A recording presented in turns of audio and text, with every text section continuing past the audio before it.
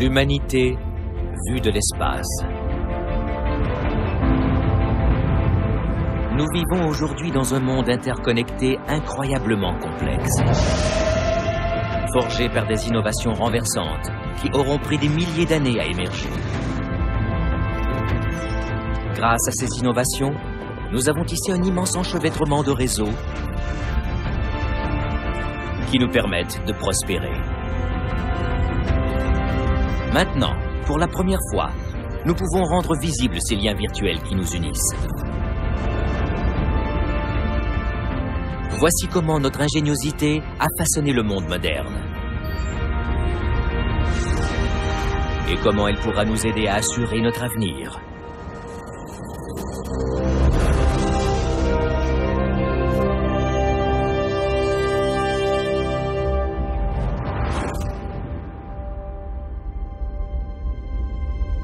Notre aventure commence à une époque où moins de 5 millions d'humains peuplent la Terre.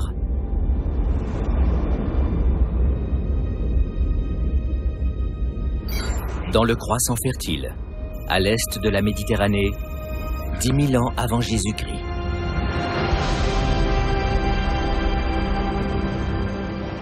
C'est ici qu'a lieu une mutation extraordinaire qui donnera son essor à l'un de nos réseaux les plus importants.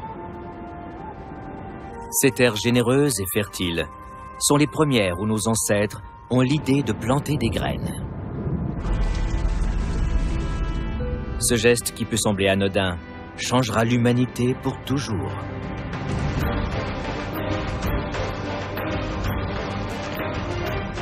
L'agriculture a été une étape cruciale dans l'histoire humaine. C'est une nouvelle manière de se nourrir. Nous sommes passés de chasseurs-cueilleurs, ce que nous avons été pendant la majeure partie de notre histoire, à agriculteurs en devenir.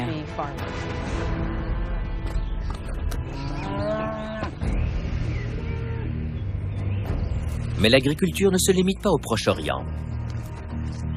Ailleurs dans le monde, d'autres tribus ne tardent pas à cultiver le sol, elles aussi.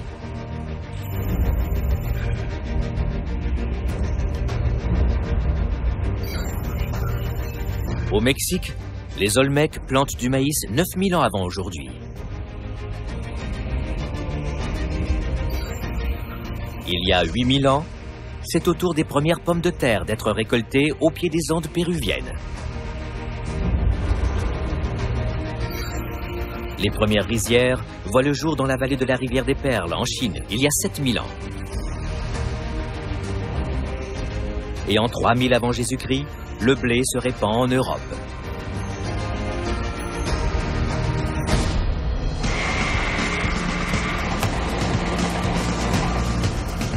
L'agriculture est encore aujourd'hui notre plus grande activité. Maintenant que nous pouvons voir le sol de l'espace, nous constatons notre colossale empreinte sur la planète. 10% des terres de la planète servent à nos récoltes. Et plus du double à élever notre bétail. Le plus gros élevage de bovins au monde est plus grand que l'État d'Israël. Et les terres consacrées à la culture du blé équivalent à la superficie du Groenland. Nous utilisons près de la moitié des terres émergées pour nous nourrir. Et la proportion augmente chaque jour. Mais l'agriculture fait plus que nous nourrir. Elle transforme radicalement les comportements humains. Grâce à l'agriculture, nous avons pu consacrer une partie de notre temps à autre chose qu'à nous inquiéter sans relâche de notre estomac. Pendant des dizaines de milliers d'années, nous avons vécu en petites tribus de chasseurs-cueilleurs nomades, toujours à la recherche de nourriture. Mais l'agriculture permet la sédentarité. C'est comme ça que nous avons pu nous installer pour la première fois, sans avoir besoin de chercher à manger.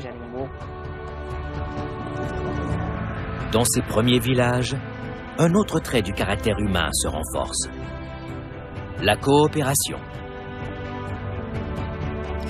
C'est en travaillant main dans la main que les habiletés et les idées neuves se transmettent. Dans ces conditions idéales, notre ingéniosité se déploie.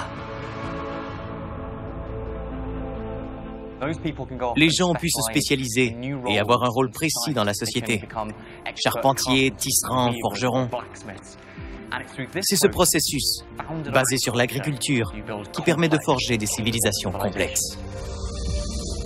C'est avec ces habiletés nouvelles que l'humanité érige ses premières civilisations, dont les vestiges sont encore visibles aujourd'hui, là où les premières semences ont été plantées.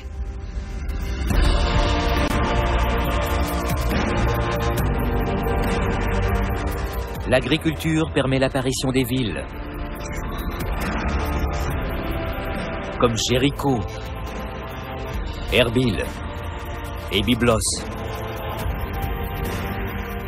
Les plus anciennes d'entre elles sont habitées depuis 11 000 ans.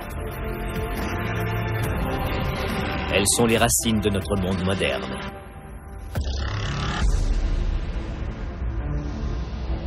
Le simple geste de planter une graine a transformé ce que nous sommes en tant qu'espèce. Il a rendu possible les regroupements, les premiers villages et finalement les premières villes, qui sont la base de la société planétaire d'aujourd'hui.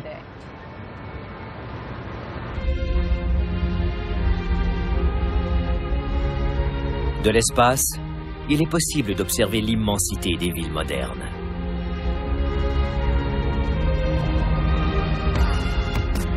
Certaines ont fusionné pour former des mégalopoles où des millions d'entre nous habitons. On peut voir les grandes métropoles voisines des Appalaches, tout le long de la côte Est, jusqu'aux glaces du Nord canadien, tout ça d'un seul coup d'œil.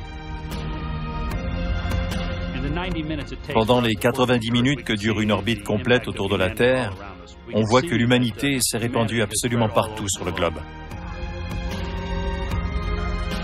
Aujourd'hui, plus de 500 villes autour du monde abritent chacune plus d'1 million de gens. Mais le plus étonnant, c'est que l'extraordinaire croissance des villes modernes n'a commencé qu'il y a 250 ans. Pendant la majeure partie de l'histoire humaine, les villes ont été l'exception. Les gens ont majoritairement vécu en territoire rural pendant des milliers d'années. Qu'est-ce qui a provoqué l'essor des métropoles? La réponse se trouve dans l'ingéniosité d'un homme dont l'idée toute simple a révolutionné le monde en provoquant l'une des plus grandes migrations de masse de l'histoire de l'humanité.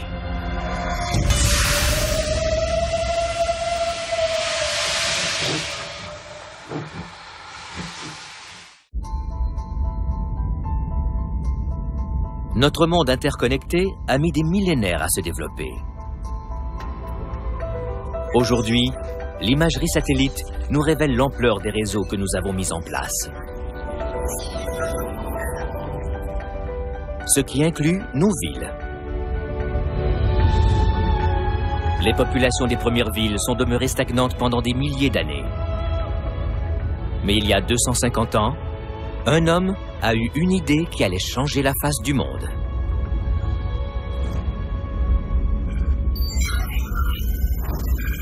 Royaume-Uni, 1765.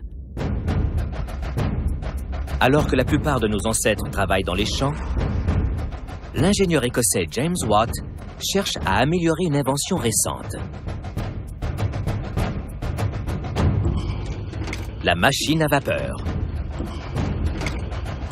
Jusque-là, les machines à vapeur étaient primitives et leur usage limité. Mais avec quelques améliorations cruciales, Watt en fait des engins beaucoup plus efficaces.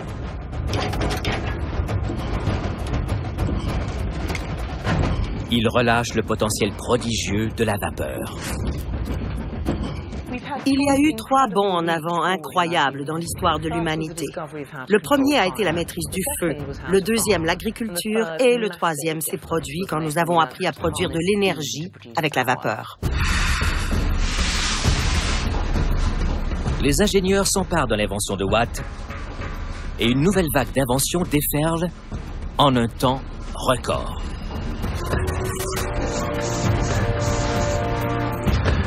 Tout à coup, une pompe à vapeur dans une mine de charbon peut à elle seule déployer une force équivalente à celle d'un attelage de 500 chevaux.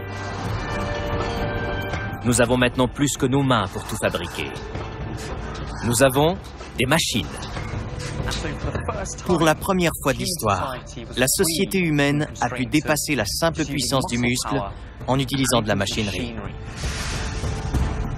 La vapeur inaugure la plus faste période de changement dans les comportements humains depuis un millénaire.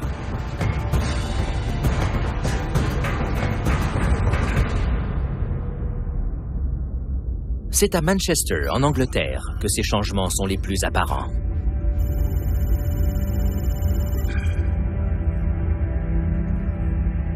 Grâce à James Watt, cette paisible ville marchande succombe rapidement à la puissance de la vapeur. Des dizaines de milliers de gens affluent des campagnes pour trouver du travail dans les nouvelles usines.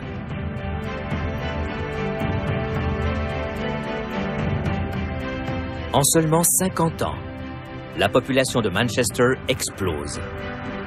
Elle passe de 20 000 à 160 000 personnes. Il s'agit de la première ville industrielle du monde. La révolution industrielle a été colossale. L'usage de la vapeur nous a permis de produire des objets d'une manière entièrement différente. Les machines à vapeur des usines rendent possible la production de masse à un rythme sans précédent.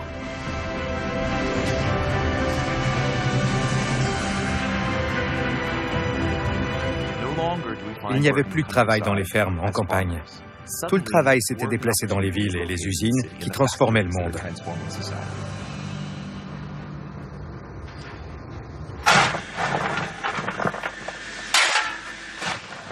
Mais le transport de ces travailleurs vers les villes force l'arrivée d'une autre innovation. Celle-ci encore est propulsée par la vapeur.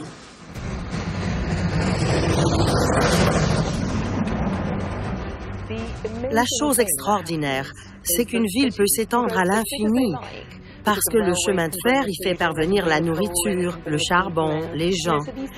Alors elle s'étale. Vous obtenez vite une grande étendue urbaine. En soi, c'est devenu un épisode de changement profond dans l'histoire des comportements humains. Ça nous a ouvert le monde.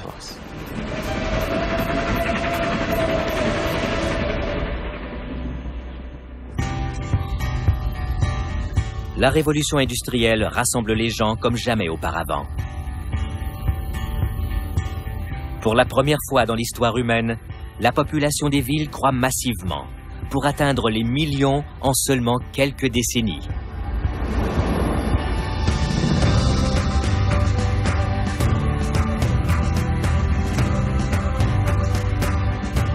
C'est un autre pas de géant vers notre monde moderne.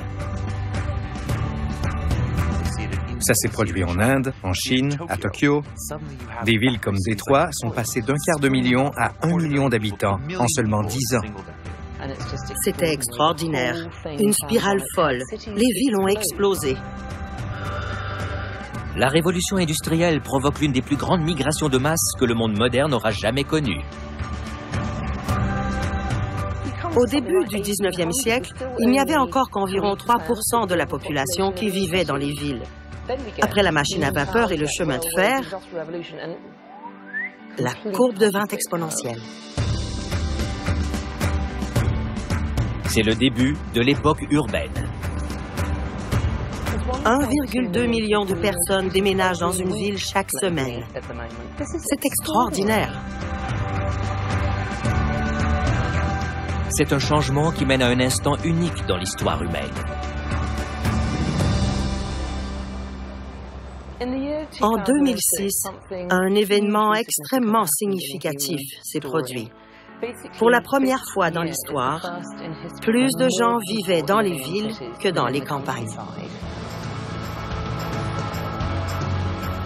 Avec la révolution industrielle, notre société est devenue résolument urbaine.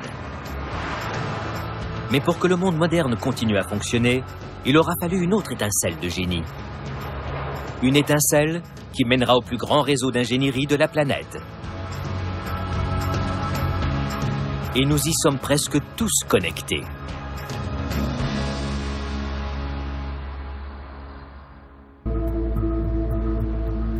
La technologie s'est répandue tout autour du monde que nous avons bâti et relie les milliards d'êtres humains que nous sommes.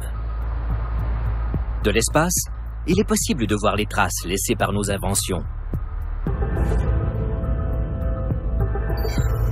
Le 28 octobre 2011, à la base militaire de Vandenberg, en Californie. 3, 2, main engine start, 1, 0, and liftoff of the Delta II with the NPP satellite. La NASA lance le satellite Suomi. Il est conçu pour étudier la météo. Grâce à ces instruments qui sont des centaines de fois plus sensibles que ceux de ses prédécesseurs, il révèle l'interconnexion du monde électrifié.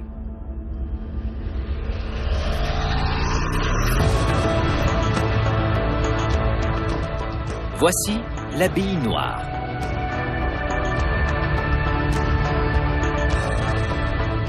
Une vision sans nuages de la Terre, composée à partir de milliers d'images recueillies par Suomi au cours de 312 orbites. Elle révèle presque chaque ampoule que nous avons allumée.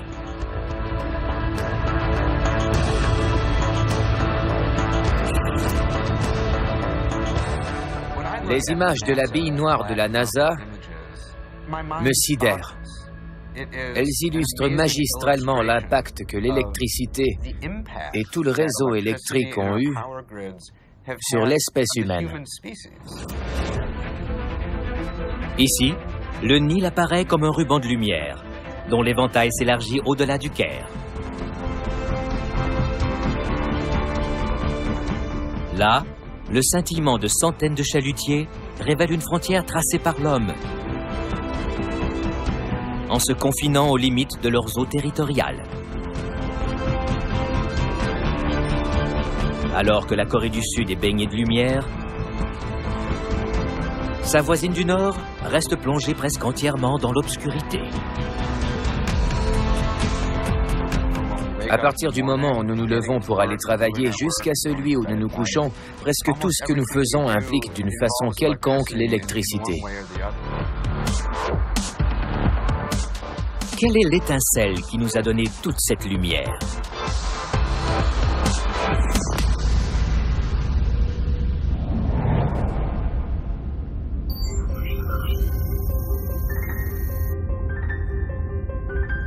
Le 31 décembre 1879 à Menlo Park, dans le New Jersey.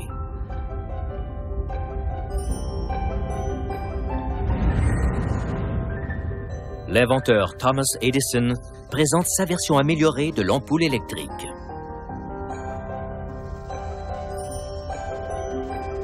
Il a réalisé un filament en bambou et en carbone. Edison n'a pas inventé l'ampoule électrique. Il s'est contenté de modifier un modèle déjà existant. En y repensant, ces transformations peuvent sembler insignifiantes, mais elles ont permis à l'invention de fonctionner, et c'est ce qui compte. L'ampoule d'Edison est plus brillante et plus durable que toutes les versions précédentes. Elle peut durer plus de 1000 heures. Mais une ampoule est inutile sans source d'énergie. L'important, c'est de transporter l'énergie de la centrale où elle est générée vers l'endroit où elle est utilisée. Pour ça, il fallait une autre invention.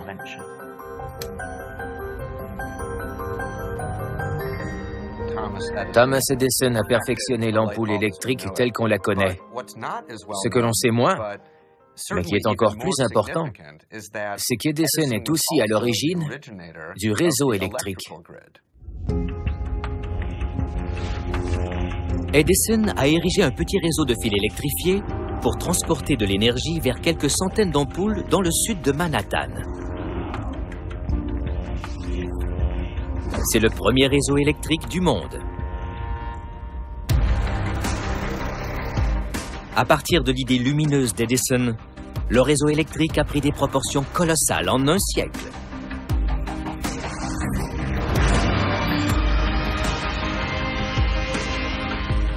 En Amérique du Nord, des centaines de centrales électriques alimentent plus de 800 000 km de lignes à haute tension.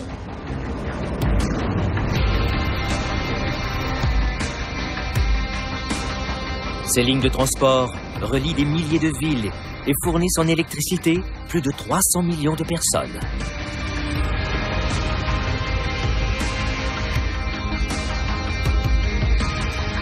La longueur totale de leurs câbles de cuivre suffirait pour un aller-retour vers la Lune.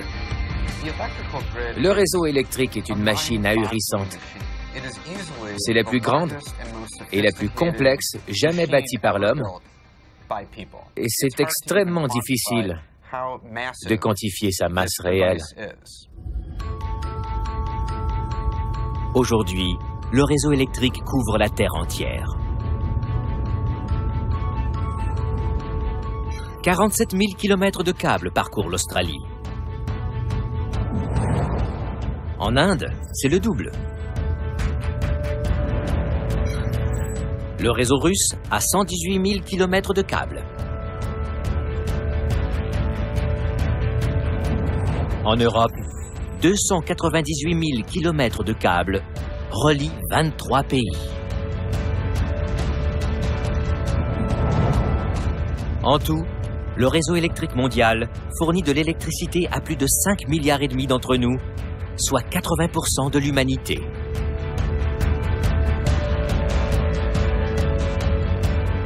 De l'idée d'un seul homme est née l'une des merveilles du monde moderne.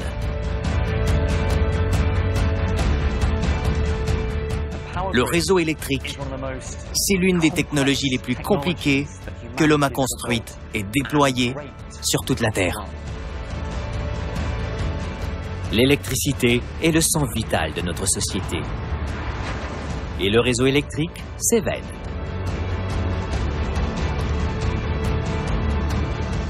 C'est lorsque l'alimentation est coupée que nous prenons conscience de sa valeur.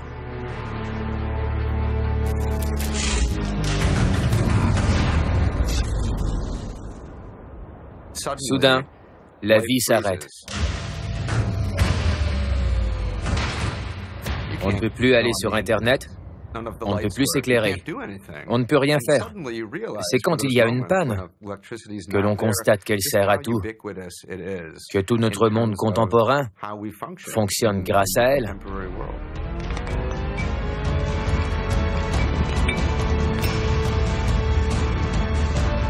Et pour bien irriguer ce réseau vital, nous nous en sommes remis à 2 substances prélevées à même les entrailles de la Terre.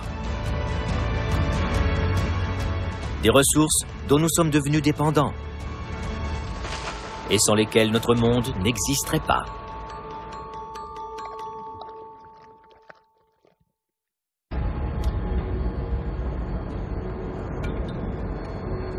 La mine de Cordero Rojo, dans le bassin de la rivière Powder, au Wyoming, est l'une des plus grandes des États-Unis. Sa fosse est large de plus d'1,5 kilomètre.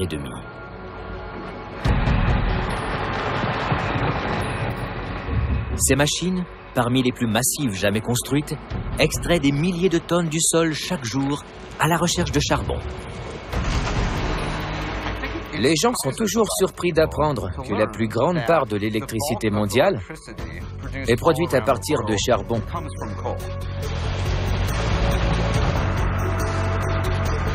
Le charbon est la principale source d'énergie utilisée pour alimenter le réseau électrique.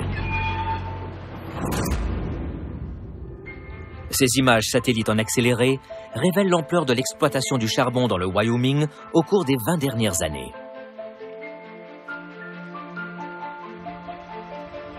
Partie de zéro, la zone excavée est aujourd'hui aussi grande que la ville de Vancouver.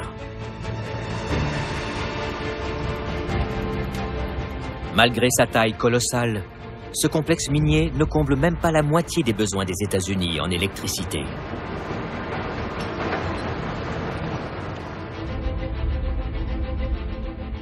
Cette dépendance a provoqué un réseau d'échanges commerciaux à l'échelle planétaire.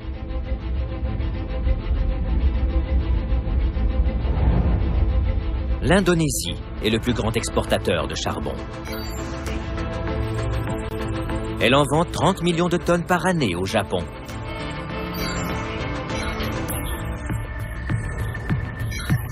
Le charbon australien a alimenté l'essor industriel de la Chine. Et une grande part de l'Europe, la plus grande économie mondiale, s'approvisionne en Russie.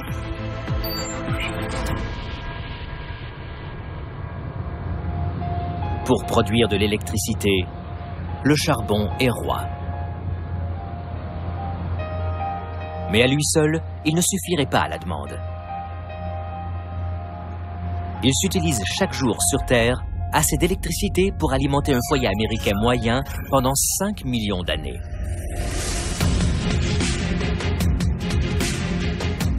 C'est une myriade de centrales qui comblent nos besoins en électricité. Plus de 2300 centrales au charbon génèrent 41% de notre électricité. 439 centrales nucléaires en fournissent 10%.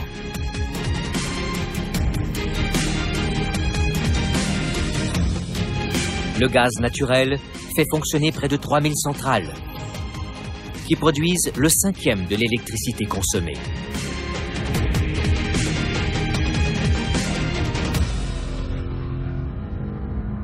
Mais ces ressources font tout de même pâle figure lorsque l'on compare leur impact à celui d'une autre substance, le pétrole.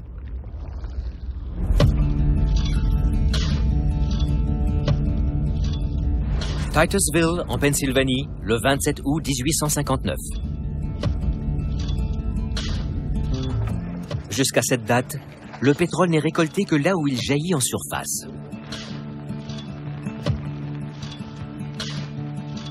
Mais Edwin Drake est convaincu qu'il est possible de récolter la précieuse matière par simple forage.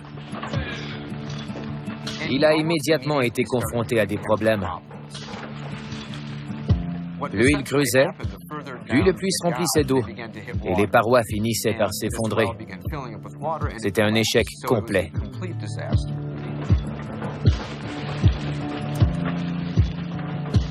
Les gens l'appelaient Crazy Drake, Drake le fou.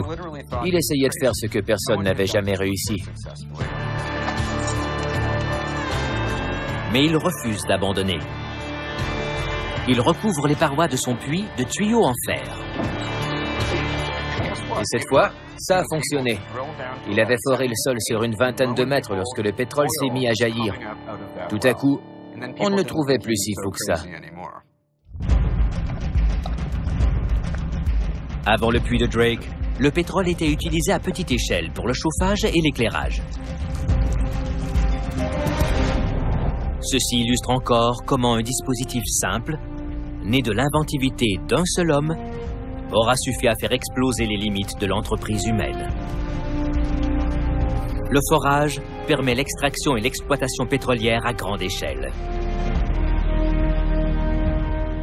Lorsque Drake a réussi à faire jaillir du pétrole de son puits, il s'est produit l'un de ces bouleversements fondamentaux qui changent le cours de l'histoire.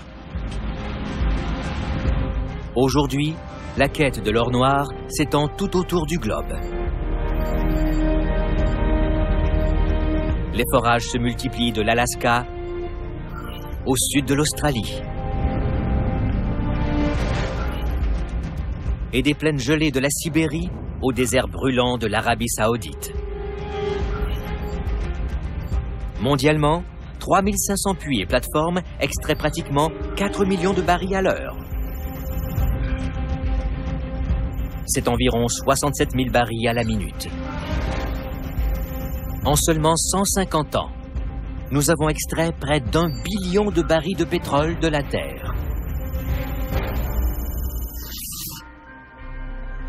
Sans pétrole, nous n'irions nulle part. C'est lui qui garde nos avions, nos voitures et nos navires en mouvement constant. Mais le pétrole fait bien plus que nous garder en mouvement. Nous avons trouvé des usages pour cette substance dont même Edwin Drake n'aurait pu rêver.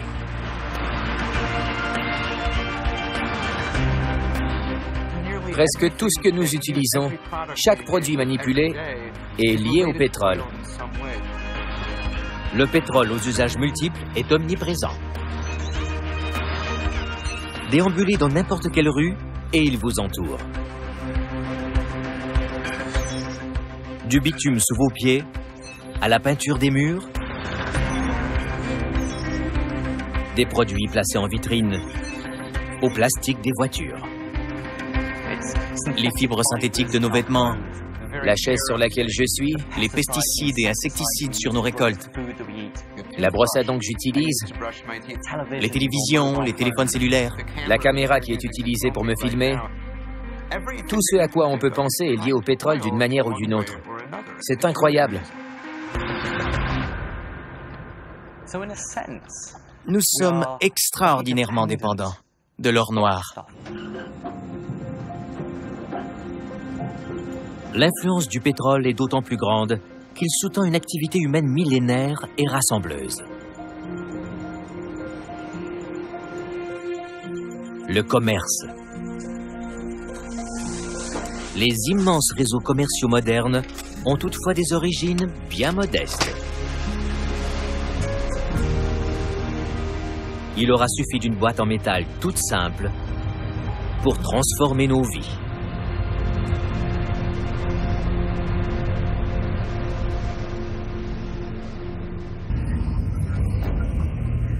Les réseaux internationaux sont l'épine dorsale de notre monde.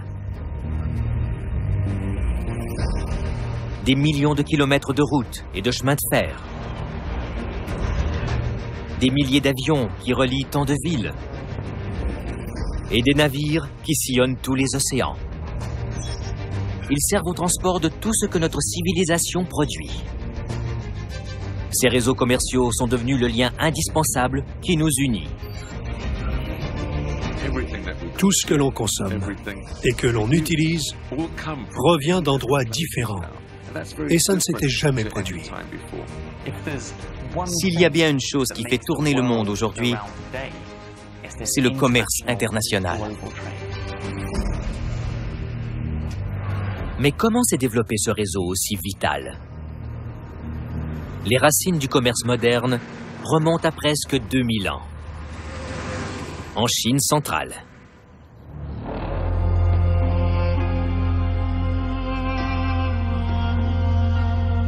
Les Chinois sont les pionniers du commerce. Développé pendant plusieurs siècles sous la dynastie Han, ce réseau de pistes s'étend sur 10 000 kilomètres.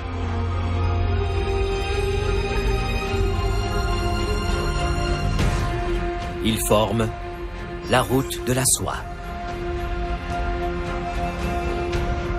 Ces différents tracés qui relient l'Asie et l'Europe forment le premier réseau de commerce intercontinental.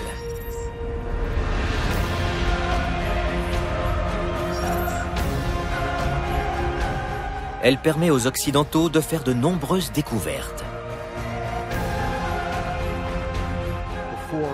Avant l'introduction de la soie dans l'Empire romain, ses habitants ne connaissaient que le lin froissable et la laine rêche. La soie a été une véritable révélation. Ils en ont perdu la tête. Mais le long voyage est éreintant et parsemé d'embûches. Les guerres entre les Ottomans et l'Empire byzantin, jusqu'au milieu du XVe siècle, ont rendu la route de la soie impraticable.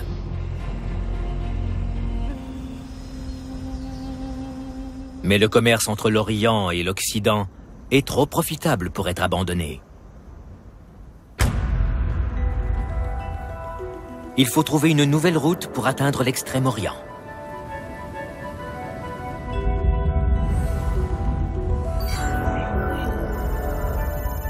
Sud de l'Espagne, le 3 août 1492. Christophe Colomb lève l'ancre pour le premier de ses 4 voyages extraordinaires. Il traverse l'Atlantique vers l'ouest, persuadé de trouver une nouvelle route vers l'Orient. Mais un continent se dresse sur son chemin. L'Amérique. La découverte du Nouveau Monde marque le début d'un âge d'or de l'exploration. Et ces terres sont au cœur d'un empire commercial entre plusieurs grandes nations. L'armada de navires sillonnant les mers cartographiera de nouvelles voies et de nouveaux territoires sur les deux hémisphères pendant 150 ans.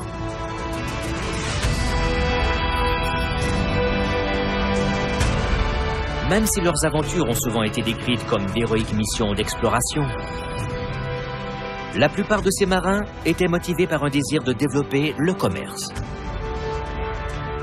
Colomb, Diaz, De Gama et Magellan ne cherchaient ni or ni âme à sauver. Ils voulaient de la muscade, du massis, du clou de girofle et de la cannelle. Cette époque des grandes découvertes a permis aux Européens de prendre conscience que le monde était vaste et regorgé de richesses inconnues. La livre de muscade, c'était le vêtement Armani, les chaussures Gucci ou la BMW de son époque. Les effets de ces voyages se font ressentir dans les grandes villes. Dans les ports de Londres, Paris et Rome, se négocient le thé, les épices et le sucre.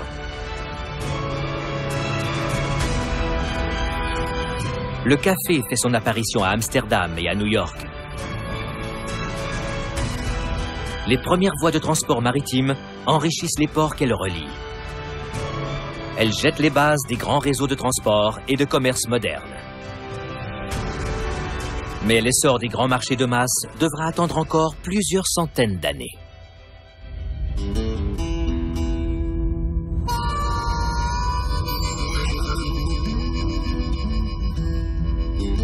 Port de Newark Elizabeth, dans le New Jersey, le 26 avril 1956.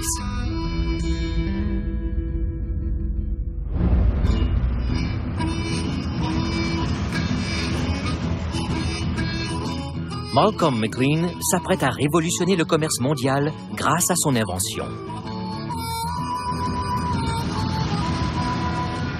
À cette époque, charger et décharger un navire marchand est une opération longue et coûteuse.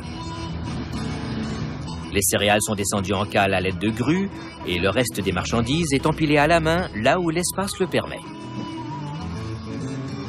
L'idée de McLean est de standardiser le processus à l'aide de conteneurs de transport.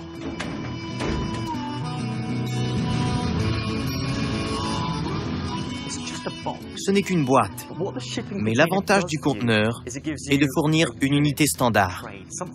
Sa taille est uniforme partout dans le monde. L'espace sur les navires, les grues et les camions de transport sont tous adaptés à ce format universel.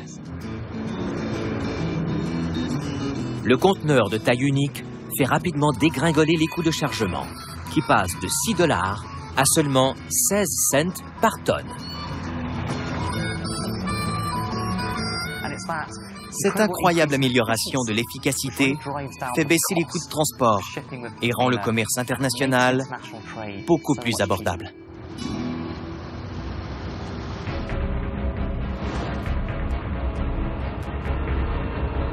Aujourd'hui, le réseau transporte pour 4 billions de dollars de marchandises, avec des milliers de navires acheminant plus de 120 millions de conteneurs annuellement.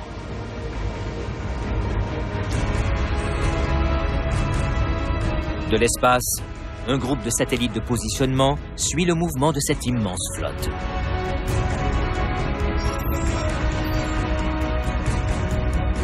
Des milliers de couloirs de navigation strient les océans.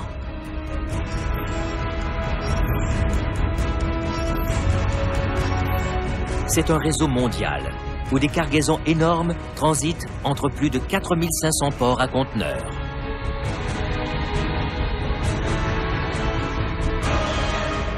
Pour constater à quel point l'humble conteneur a changé nos vies, il suffit d'entrer dans un supermarché.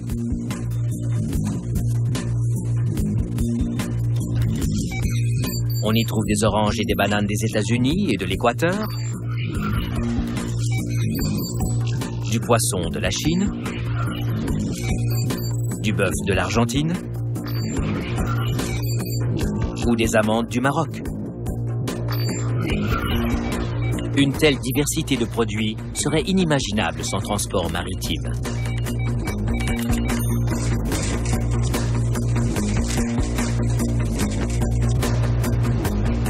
Les routes commerciales ont amené le monde à notre porte.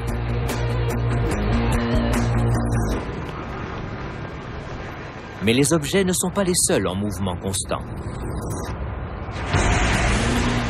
Notre ingéniosité a produit des inventions grâce auxquelles des milliards d'entre nous se déplacent quotidiennement au sein du plus large de tous les réseaux mondiaux.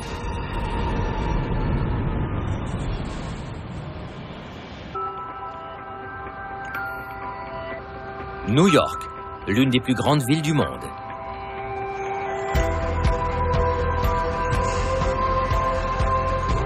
On peut y entendre, en tout temps, plus de 800 langues différentes. La Grosse Pomme, bâtie par des générations d'immigrants, est la ville la plus linguistiquement diversifiée du monde. Chaque année, sur Terre, plus de 200 millions d'entre nous tentent une nouvelle vie à l'étranger. Mais le nombre quotidien de gens en déplacement est considérablement plus élevé.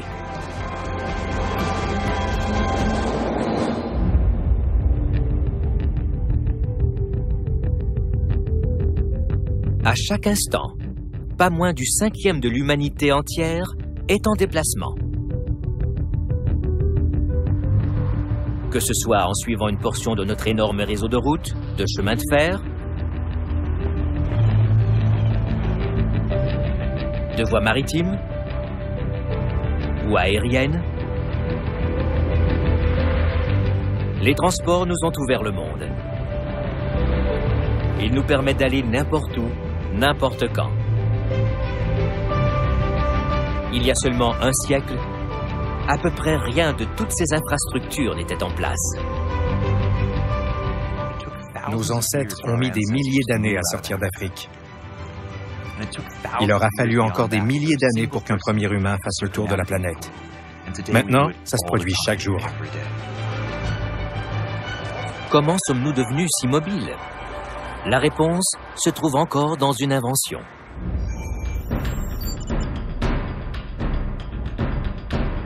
Pendant des milliers d'années, c'est à pied que les humains se sont déplacés de village en village. Le bateau nous a permis de plus longs voyages sur les fleuves et les rivières.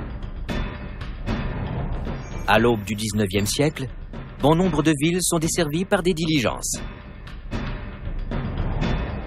Mais la véritable révolution des transports est venue avec l'utilisation du charbon et du pétrole. Le train à vapeur rend possible la traversée des continents avec ses 50 km/h.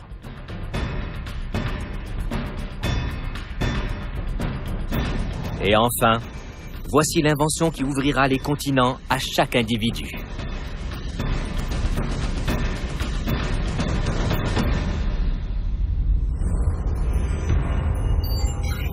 « 1er octobre 1908, Détroit, au Michigan. L'industriel Henry Ford conçoit une chaîne d'assemblage pour produire massivement sa voiture, la Ford Model T. Les coûts de production fondent et la voiture devient suffisamment abordable pour la bourse de l'Américain moyen. En 20 ans, 15 millions de voitures sortiront de l'usine et marqueront un changement de vitesse radical dans les comportements. La voiture est vraiment la technologie qui a modernisé notre civilisation. Elle permet de concrétiser un rêve remontant à des siècles, se déplacer d'un point A à un point B de manière individuelle. La production massive d'automobiles force la mise en place d'un autre réseau, les routes. La première autoroute américaine s'étend sur presque 1000 km, du fleuve Potomac à la rivière Ohio. 100 ans après sa construction, l'Amérique du Nord possède le plus grand réseau routier du monde. Plus de 7 millions de kilomètres. Mondialement, plus de 56 millions de kilomètres de routes relient les villes, les pays et même les continents entre eux. Il est aujourd'hui possible de conduire sur 17 000 kilomètres en continu de John O'Groats, en Écosse, jusqu'au Cap, en Afrique du Sud. Mettez bout à bout toutes nos routes et elles font plus de 1000 fois le tour de l'équateur.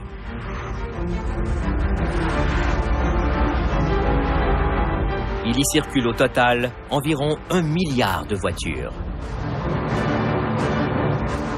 C'est une voiture pour 7 personnes. La voiture est synonyme de liberté. Grâce à elle, on peut déménager, travailler. Nos vies dépendent beaucoup de la voiture. Les grandes régions métropolitaines s'étendent sur des kilomètres. Notre quotidien s'étale sur des distances qui étaient inimaginables il y a seulement quelques générations. La voiture, c'est le dernier stade du transport qui repousse les limites de notre horizon à l'échelle mondiale. Étonnamment, l'invention qui ira plus vite et plus loin que toutes les autres précède de 5 ans la voiture de Ford.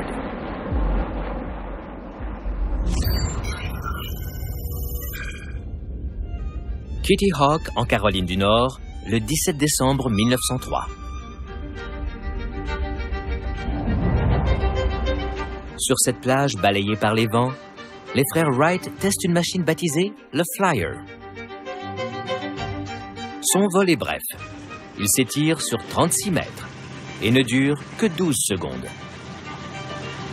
Cet événement, en apparence insignifiant, déclenche une révolution. La période du vol propulsé. Il en découle un autre réseau mondial que nous tenons pour acquis. Ce premier vol de quelques dizaines de mètres a fait rapetisser le monde. Maintenant, on peut voler d'un côté à l'autre du globe en une seule journée.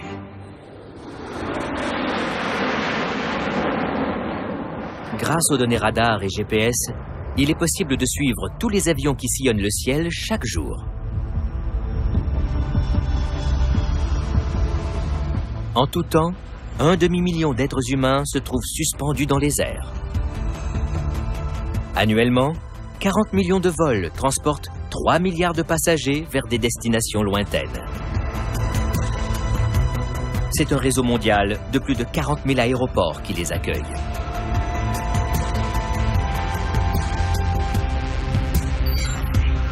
L'aéroport international de Hartsfield-Jackson à Atlanta est le plus achalandé sur Terre, desservant 95 millions de passagers par an et 225 destinations différentes.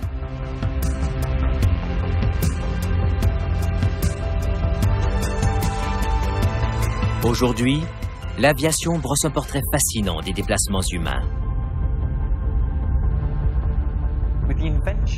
L'arrivée des avions et des vols internationaux a non seulement fait rapetisser le monde, mais elle a aidé à faire de toute l'humanité, de toute la planète, une seule grande ville interconnectée.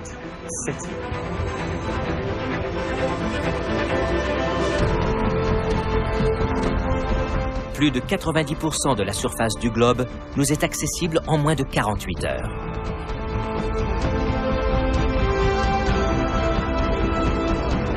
C'est une preuve éclatante que nous sommes connectés les uns aux autres plus que jamais dans notre histoire. Notre perception du monde a changé. Nous nous voyons comme membres d'une seule société, d'une seule race. Les transports modernes nous lient d'une manière impensable il y a un siècle. Mais notre intelligence a donné naissance à un nouveau réseau invisible.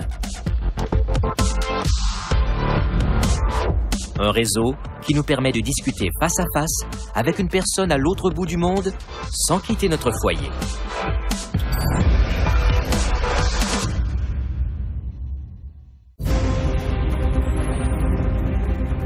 Aujourd'hui, nous sommes des milliards à transporter sur nous un ordinateur miniature. Il y a 50 ans, une calculatrice utilisant un processeur de puissance équivalente aurait rempli votre salon. Mais les avancées technologiques ont réduit les calculatrices à la taille d'une paume. Mis en réseau, nos téléphones intelligents ont bouleversé nos façons de faire. Et les retombées sont renversantes. Du bout du doigt, nous pouvons partager nos vies avec n'importe qui, n'importe où dans le monde. Chaque jour, nous envoyons 182 milliards de courriels et 500 millions de gazouillis. Nous partageons 70 millions de photos sur Instagram et aimons plus de 3 milliards de publications Facebook. Chaque pensée peut être diffusée instantanément. Une publication virale sera vue par des milliards de gens.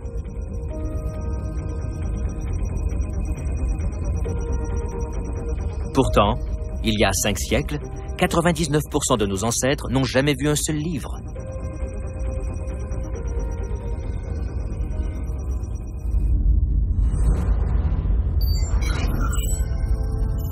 Mayence, en Allemagne, 1450. Depuis des siècles, les livres et autres écrits sont imprimés avec ces lettres en bois. Chacune d'entre elles est méticuleusement gravée et chaque page imprimée individuellement. Jusqu'à ce que l'orfèvre Johannes Gutenberg ait une idée toute simple. Il fabrique des lettres d'imprimerie avec du plomb. Ces lettres en métal sont moulées plutôt que gravées, ce qui accélère de beaucoup le processus d'impression. Avant 1450, imprimer un livre prenait entre 2 semaines et 1 mois. Avec les lettres maniables et rapides à produire, ce délai est ramené à 1 heure. La presse de Gutenberg rend l'impression 100 fois plus abordable, ce qui provoque une évolution monumentale des comportements.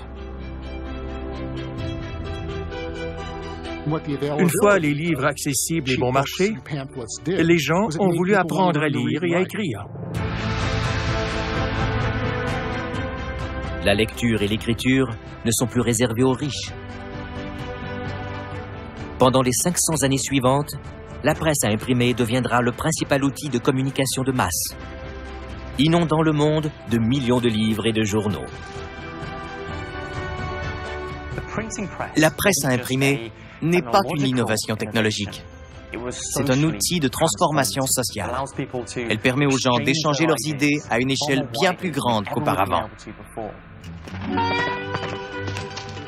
Les livres et les journaux demeureront le moyen de communication le plus rapide pendant 2 siècles. Mais ils ne peuvent être diffusés plus vite qu'ils ne sont transportés. Dans le cas des États-Unis, il faut compter plus d'1 semaine pour aller d'une côte à l'autre.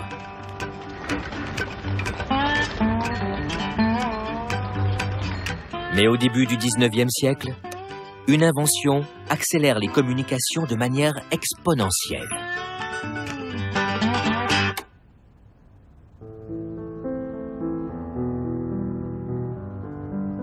Le télégraphe.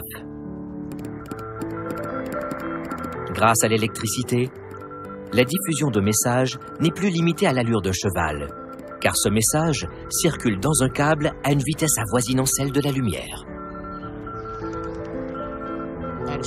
En somme, le télégraphe permet de réduire le temps de transmission de l'information, qui se calculait en jours ou en semaines d'une ville à l'autre, à quelques secondes.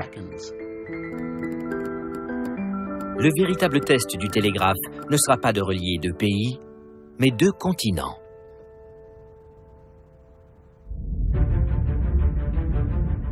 Le 29 juillet 1858. Au beau milieu de l'Atlantique, 2 navires se rapprochent l'un de l'autre. Chacun transporte un câble fait d'une torsade de 7 fils de cuivre.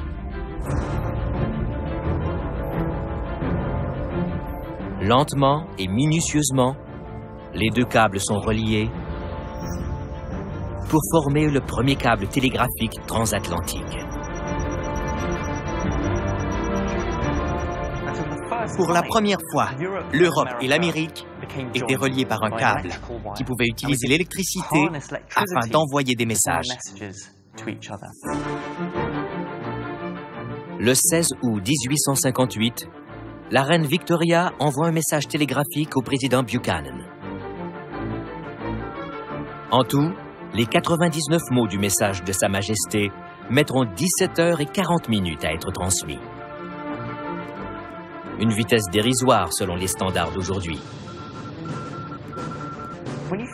En y pensant bien, à partir de ce moment, les gens ont pu communiquer d'un côté à l'autre de cet immense océan beaucoup plus vite que s'ils s'étaient envoyés des lettres par bateau.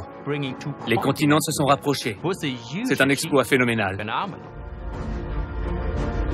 Aujourd'hui, plus de 800 000 kilomètres de câbles sous-marins lient les 5 continents avec de la fibre optique. La taille de ce réseau de communication a doublé dans les 5 dernières années. Le câble sous-marin Asie du Sud-Est, Moyen-Orient, Europe de l'Ouest 3 est un chef-d'œuvre d'ingénierie qui s'étire sur 39 000 kilomètres et relie 33 pays, de la Belgique au Japon. Il y circule l'équivalent de 200 milliards de mots chaque seconde. Si vous et moi avions voulu dire autant de mots à haute voix, il aurait fallu commencer à parler au temps où Jésus-Christ était encore en vie, jour et nuit, sans jamais nous arrêter pour dormir ou manger. Et nous parlerions encore aujourd'hui. Ce réseau colossal ne se limite pas au plancher des océans.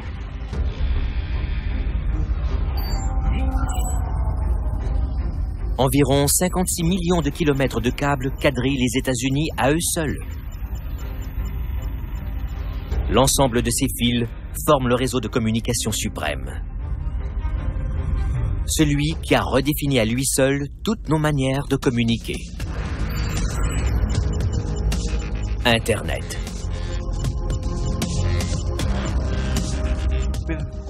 Avec l'arrivée d'Internet, pour la première fois dans l'histoire, on peut communiquer avec n'importe quelle autre personne où qu'elle se trouve sur Terre et au moment qui nous plaît. Les danseurs hip-hop de Shanghai échangent leurs idées avec d'autres danseurs hip-hop de Harlem ou Soweto. Vous pouvez vous trouver au milieu des Rocheuses ou dans les plaines du Tibet et avoir accès à 100 fois plus d'informations que l'humain le mieux informé d'il y a 20 ans. Internet est la clé de voûte de notre société interconnectée. Il s'immisce dans presque chaque aspect de notre vie quotidienne. Nous pouvons tout faire instantanément et de partout dans le monde. Internet est notre plus grand système d'interconnexion moderne.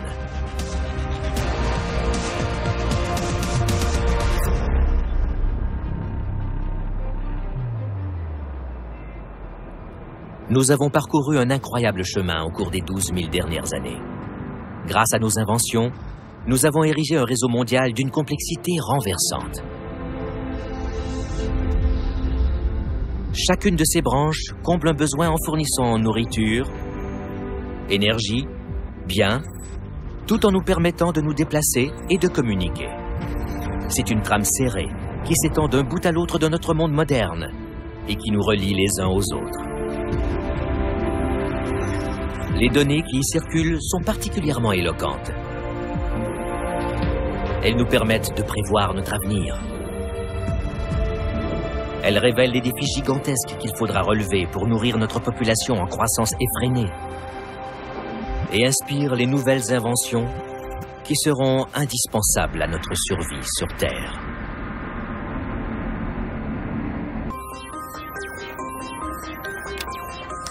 Chaque année, nous générons plus de données que l'ensemble de l'humanité avant nous. Mondialement, la quantité astronomique de 2,5 trillions d'octets est stockée sur des millions de supports différents.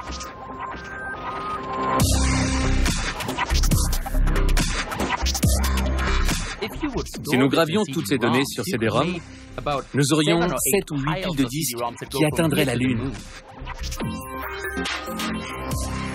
Nous vivons dans l'ère des données.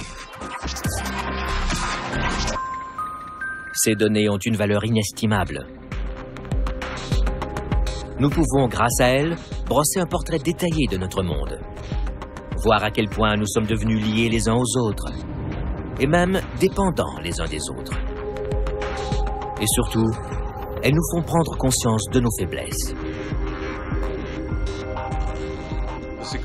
L'incroyable richesse d'informations dont nous disposons maintenant nous permet de mieux évaluer notre propre avenir et de prévoir les conséquences probables de nos gestes actuels.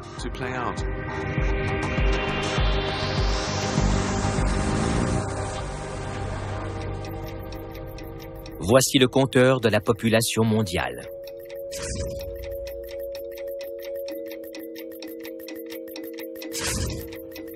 Il affiche l'augmentation du nombre d'humains sur la planète à chaque instant.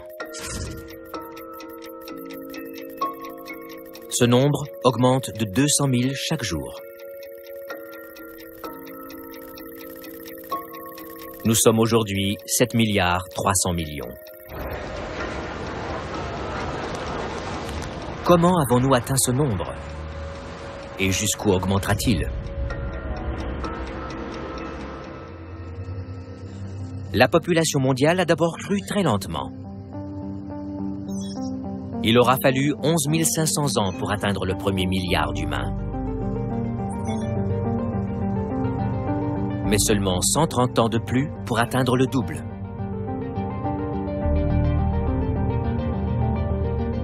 Au cours des 50 dernières années, notre population a encore doublé.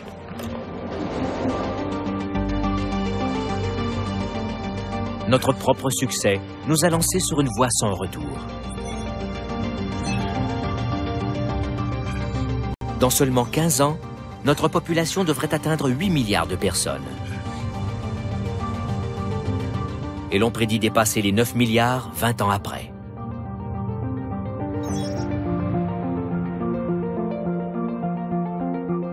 Cette augmentation de 2 milliards ne s'étendra pas sur des millénaires, mais sur une seule génération. Nous sommes actuellement 7 milliards. Et cette augmentation de 2 milliards supplémentaires en seulement 35 ans, c'est du jamais vu. La population mondiale n'a jamais augmenté de cette manière. Ce sont nos innovations qui ont mené à une telle explosion de la population. Mais serons-nous bientôt victimes de notre propre succès?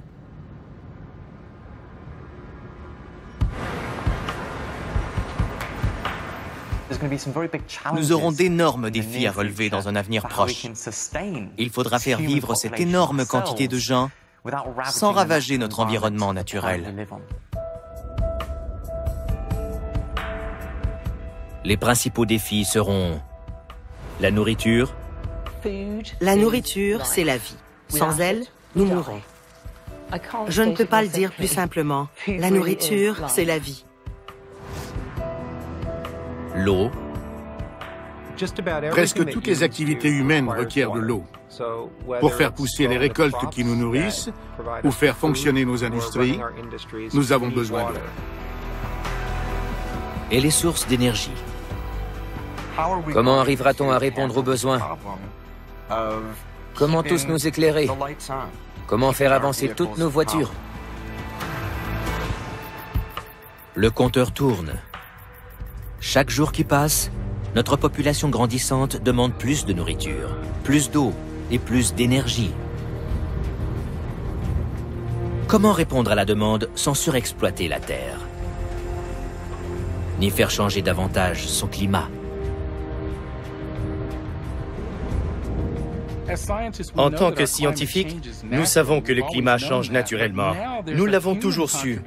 Mais aujourd'hui, le facteur humain s'ajoute aux changements qui se produisent naturellement dans ce système et les amplifie. Nos façons de faire ne pourront pas durer éternellement. Nous allons absolument devoir trouver des solutions. Nous affrontons déjà ces défis.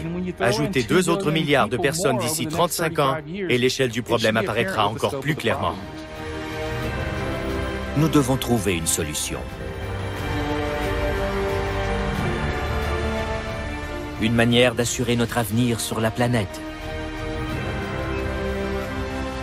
Et toutes les informations que nous possédons sur nous-mêmes peuvent nous aider.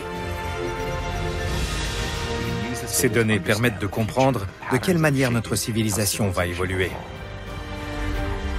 Nous connaissons les problèmes. Saurons-nous trouver les solutions? L'intelligence qui nous a menés jusqu'ici pourra-t-elle assurer l'avenir des générations futures? Il n'y a pas une seconde à perdre.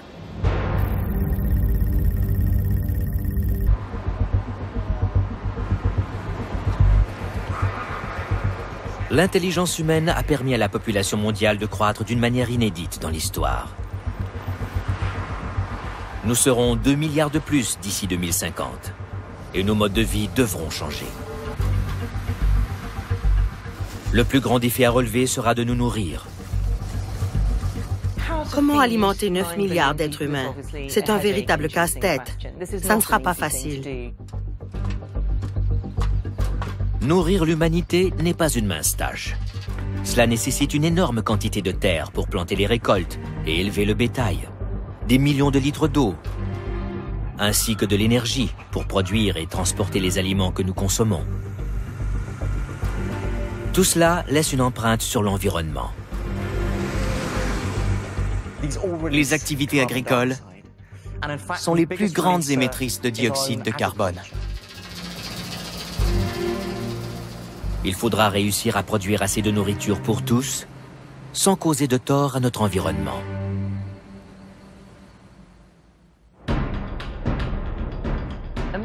Imaginez avoir un magnifique potager qui produit assez pour vous nourrir toute l'année. C'est fantastique.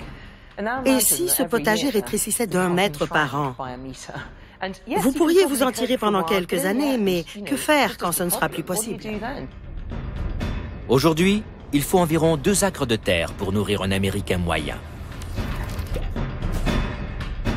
En 2050, on prédit que ces 2 mêmes acres devront nourrir non plus un seul, mais 4 Américains.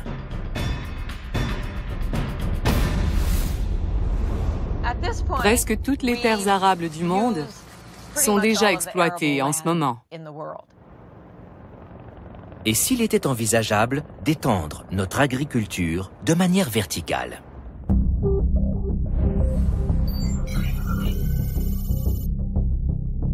Chicago, sur les rives du lac Michigan.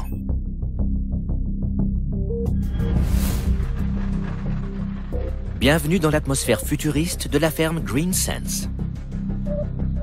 Il s'y pratique une agriculture innovatrice, où des ampoules d'ailes roses remplacent la lumière du soleil.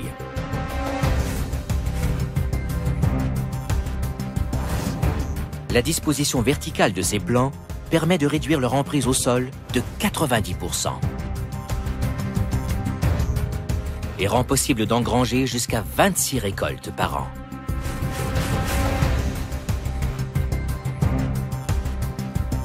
Grâce à l'agriculture urbaine, nous pouvons économiser à la fois la terre et l'eau.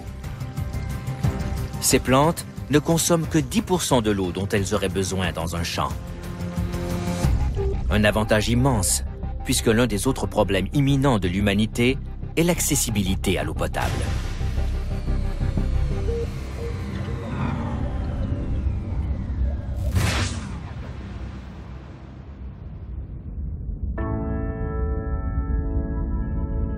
De l'espace, la Terre nous apparaît comme un monde liquide. Mais la majeure partie de cette eau est inutilisable. L'eau salée de nos océans représente 97% de l'eau terrestre. Il n'y a que 2,5% d'eau douce. Et la quantité à laquelle nous avons accès est encore moindre. La plus grande part de l'eau douce est retenue dans les glaciers ou se trouve trop loin sous terre pour être pompée. L'eau douce disponible ne représente qu'1% de l'eau terrestre. C'est une ressource extrêmement limitée.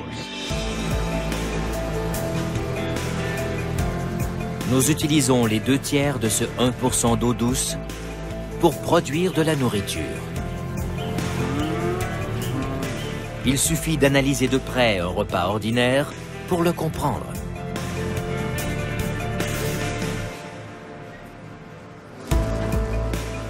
Faire pousser 2 pommes de terre requiert en moyenne 25 litres d'eau. Cette laitue aura demandé 140 litres. Pour 2 œufs, ajoutez encore 270 litres. C'est plus de 2000 litres rien que pour ce steak.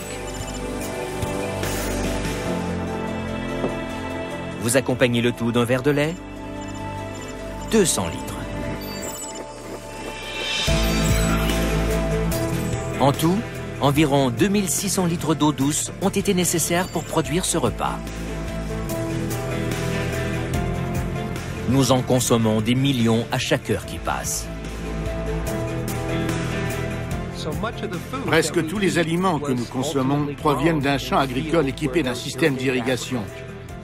Les légumes, la viande, le lait, produire tout ça exige d'énormes quantités d'eau. L'eau est en train de devenir notre denrée la plus précieuse.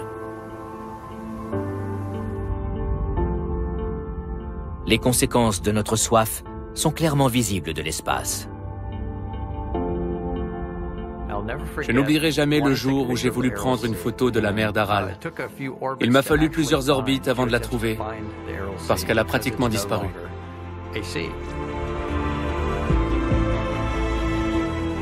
Plus de 32 000 kilomètres de canaux et 45 barrages ont graduellement privé d'eau la mer d'Aral. Je ne voyais plus d'eau. Il n'y avait que le tracé des rives, formant une grande cuvette brune et poussiéreuse. Je ne voyais rien d'autre. La mer d'Aral n'est pas seule à disparaître. Le fleuve jaune en Chine est drainé pour l'agriculture.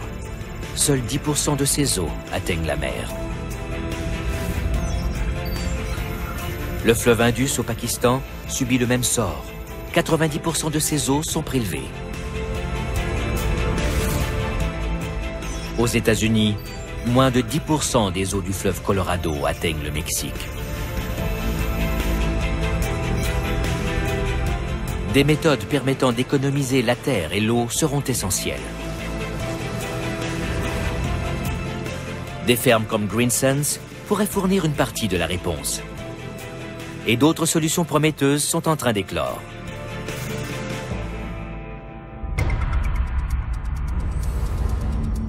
Harpenden, au nord de Londres. Dans les laboratoires de recherche de Rothamsted, pousse du blé à première vue bien ordinaire. Mais les scientifiques ont conçu des plans à la productivité inégalée.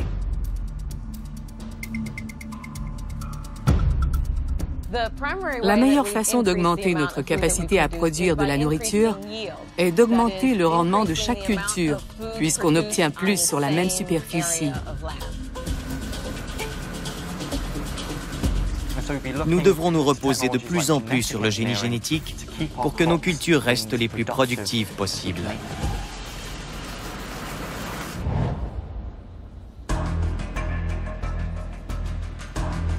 Ces plantes sont améliorées. Une modification de leur code génétique leur fera produire plus de blé.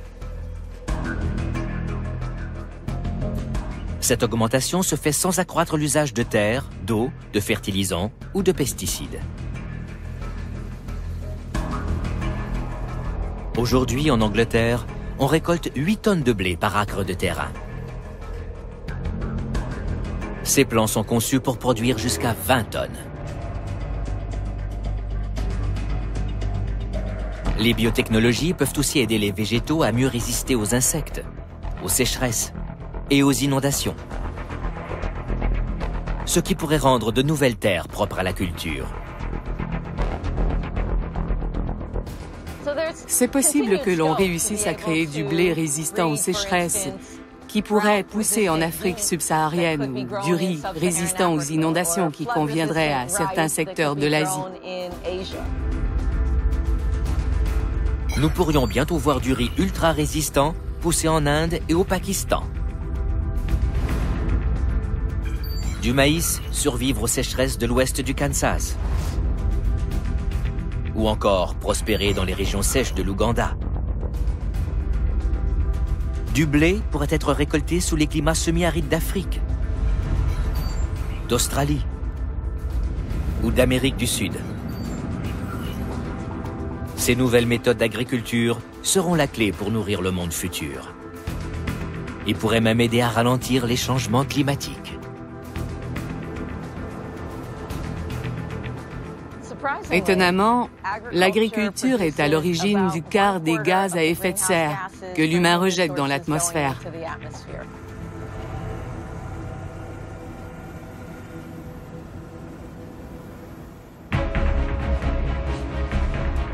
Il n'y a aucune solution miracle pour assurer notre subsistance.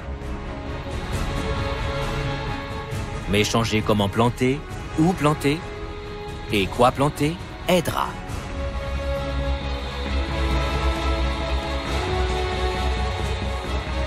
Mais nos sources d'énergie suffiront-elles pour faire cuire cette nourriture?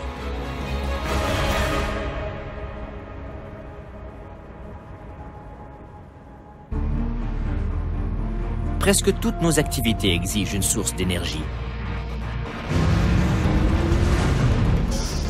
Produire, bouger, manger, s'amuser.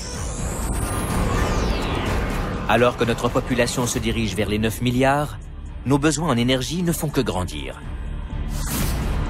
Parviendrons-nous à les combler? Il y a 300 ans, la révolution industrielle a déclenché une migration massive. Depuis lors, nous sommes toujours plus nombreux à envahir les villes. En ce moment, nous sommes 3,5 milliards dans les villes. Selon les prédictions, en 2050, ce nombre passera à un stupéfiant 7 milliards. C'est le double. C'est un phénomène migratoire, une transition humaine d'une ampleur jamais vue. Nous allons construire plus de villes dans les 40 prochaines années que dans toute l'histoire de l'humanité. Cette croissance urbaine colossale aura un impact de taille sur nos vies.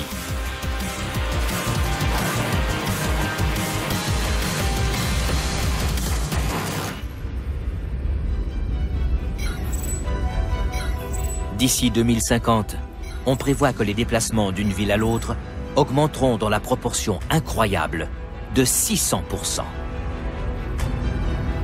Le nombre de billets d'avion annuels passera de 3 à 16 milliards. L'équivalent de 44 millions de passagers chaque jour. Le nombre de voitures sur les routes augmentera de 2 milliards. En Chine, il y a 250 millions de voitures et ça augmente de 20 millions par année. La classe moyenne désire la liberté que procure la voiture. À Beijing, le réseau routier est congestionné par 2 millions de véhicules.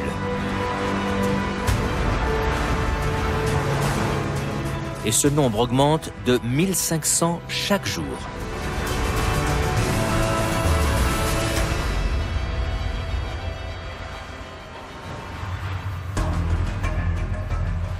Nos besoins en énergie devraient doubler d'ici 2050. Il nous faudra 110% plus de pétrole. C'est-à-dire un chiffre incroyable de 265 000 litres à la seconde. Mondialement, nous construirons plus de 1000 centrales au charbon supplémentaires pour répondre à la demande en électricité.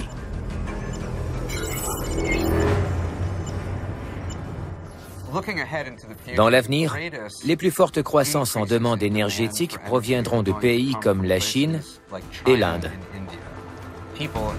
Les habitants de ces régions conduiront plus de voitures, prendront plus l'avion et utiliseront plus d'appareils fonctionnant à l'électricité.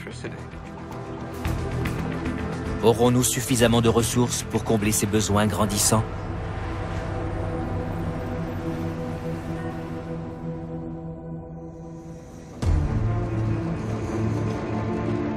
Au rythme de consommation actuel, nous aurons encore assez de pétrole pour 50 ans. Le charbon pourrait encore durer jusqu'au siècle prochain. Nous disposons donc encore d'un sursis de ce côté. Mais utiliser ce qu'il reste de ces ressources pourrait bien nous mettre dans de beaux draps. Il reste encore du charbon. Mais si nous brûlons tout ce qui reste, nous aurons un immense problème climatique. On ne pourra pas continuer comme ça.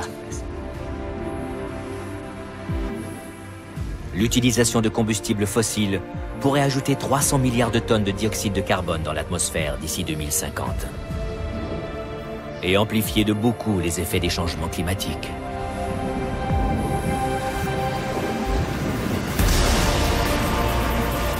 Les tempêtes dévastatrices et l'augmentation du niveau des océans affecteront un plus grand nombre d'entre nous et plus fréquemment.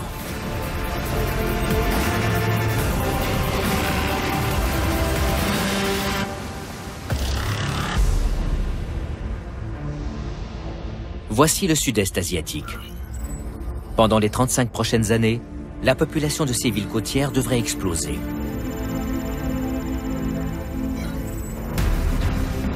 C'est une énorme quantité de gens vivant dans une région touchée par les tempêtes et l'élévation du niveau de la mer. Autour du globe, les inondations côtières pourraient toucher 1 milliard de personnes d'ici 2050.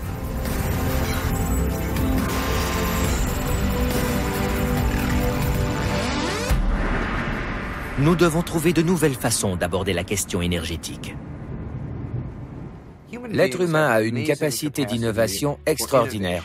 Nous sommes des créateurs, nous fabriquons des outils.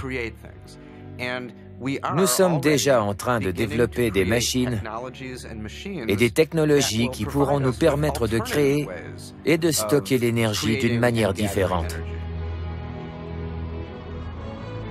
La centrale solaire d'Ivanpah, dans le désert de Mojave, en Californie, est la plus grande au monde.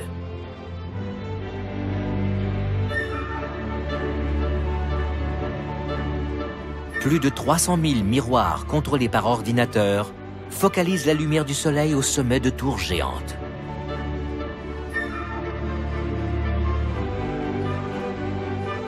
Les générateurs de vapeur au sommet des tours alimentent les turbines électriques.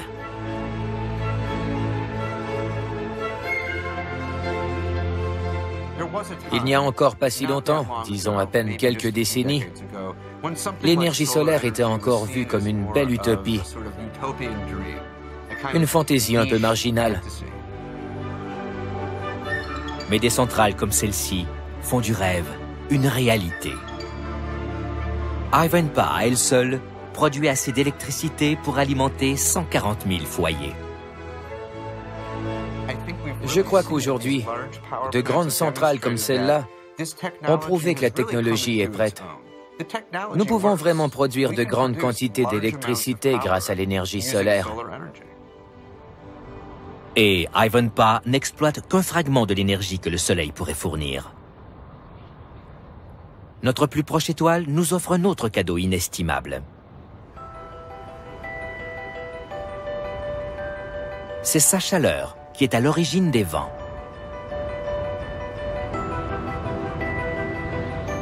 L'énergie éolienne est probablement la forme d'énergie renouvelable qui est la plus populaire en ce moment. Elle est exploitée partout dans le monde. Des pays entiers tirent une portion significative de leur énergie à partir du vent.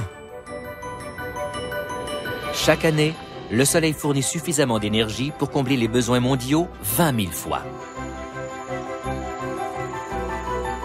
Si nous nous tournons vers le Soleil pour alimenter la planète en énergie, notre avenir sera-t-il plus radieux?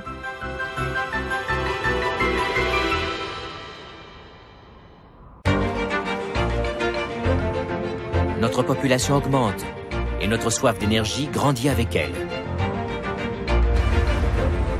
Mais si nous voulons ralentir les changements climatiques, notre dépendance aux combustibles fossiles devra prendre fin. Le Graal d'un avenir durable se trouve sans aucun doute dans la puissance du Soleil.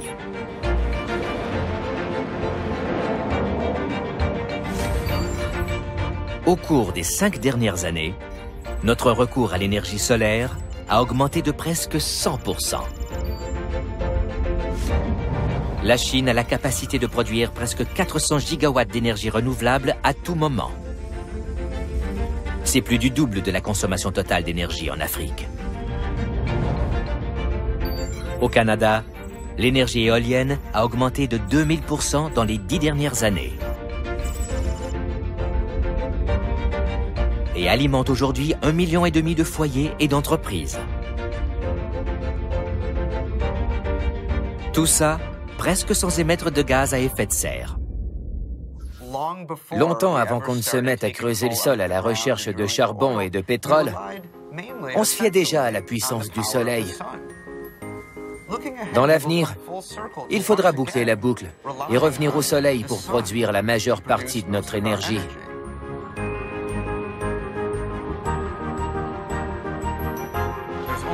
Le charbon et le pétrole existent en quantité limitée, mais le soleil brillera encore pendant des milliards d'années. Le vent soufflera toujours. Les marées vont continuer. L'énergie solaire est un moyen efficace de couper notre dépendance aux énergies fossiles.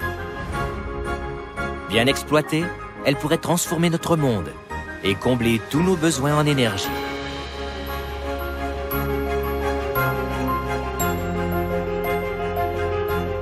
Alors notre avenir s'annonce-t-il radieux?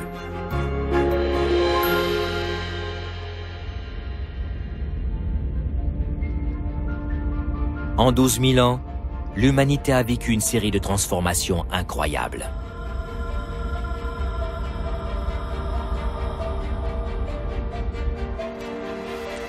De tribus nomades éparses au fourmillement du monde moderne.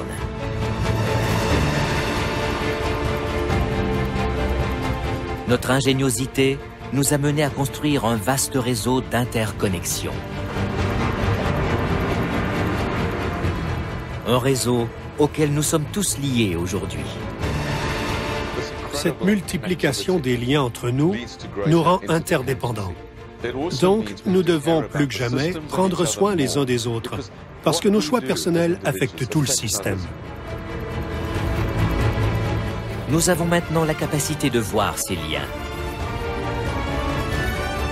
Puisque toutes nos activités quotidiennes génèrent d'immenses quantités d'informations. Une fois ces données rassemblées, nous pouvons nous voir comme jamais auparavant, à l'échelle mondiale. Nos façons de nous déplacer, de manger, de commercer. Pour s'informer sur n'importe quel aspect du monde moderne, il suffit d'un simple clic. Voici le monde extraordinairement complexe que nous avons créé.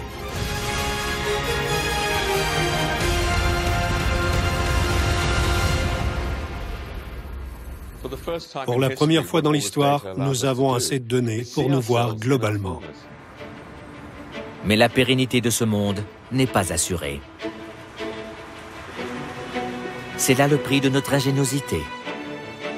Nous avons créé un monde qui doit subvenir aux besoins de 7 milliards de personnes. En l'espace d'une seule génération, ce nombre augmentera encore de 2 milliards. Rendant notre avenir incertain. En tant qu'espèce, nous allons faire face à d'énormes défis dans les prochaines années. Mais notre civilisation a déjà triomphé de l'adversité. L'histoire de l'humanité est ponctuée de ces moments où nous avons réussi à relever de grands défis. La même ingéniosité qui nous a menés jusqu'ici pourra nous aider dans l'avenir. À travers les époques, l'être humain a prouvé qu'il était capable de relever des défis grâce à la réflexion et aux inventions technologiques. Nous sommes si inventifs que nous parvenons souvent à nous surprendre nous-mêmes. Ainsi reliés, nous pouvons joindre nos forces pour faire face à l'avenir. Pas en tant que nations individuelles, mais en tant que grandes sociétés planétaires.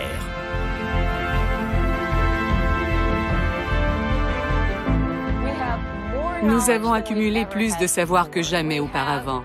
Nous avons la possibilité de partager ce savoir, de le transmettre. Et avec notre ingéniosité, ce savoir nous permettra de bâtir. Nous possédons tant de données, tant d'informations. Ce serait une tragédie si nous n'apprenions pas à les utiliser efficacement.